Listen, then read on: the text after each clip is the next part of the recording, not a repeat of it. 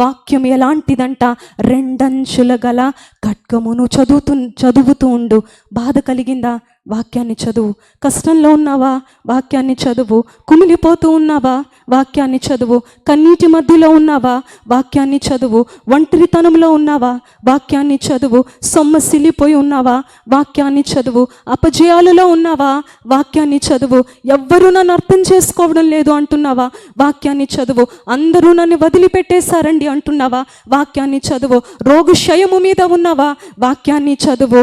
ఎక్కడ, ఏ స్థలంలో, ఎక్కడ ఉండినా నిన్ను నన్ను నడిపించేదంటూ ఏదైనా ఉంది అంటే ఈ వాక్యం ఒక్కటే. హల్లెలూయా. వాక్యం ఒక్కటే. అందుకే వాక్యం చెప్పబడుతుంది కదా, నీ వాక్యము నా పాదములకు దీపము, నా త్రోవకు ఎలా ఉందంటాడండి, వెలుగై ఉన్నది. హల్లెలూయా.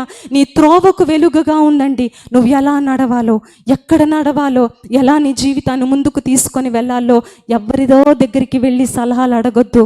మనుషుల దగ్గరికి వెళ్ళి సూచనలు అడగవద్దు.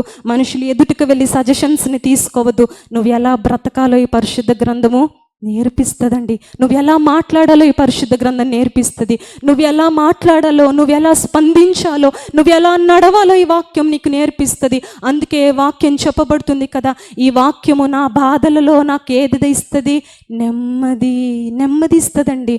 నీ మనసంతా నలిగిపోయినప్పుడు, నీ హృదయం అంతా కుమిలిపోతున్నప్పుడు, నీ హృదయం అంతా వేదనతో ఉన్నప్పుడు, నీ మనసంతా కుమిలిపోతున్నప్పుడు వాక్యం చెంతకొచ్చేయి. అయ్యా, ఇది తప్ప నన్ను ఓదార్చేది ఏది లేదయ్యా, ఇది తప్ప నాకు ఓదార్పునిచ్చేది ఏది లేదయ్యా.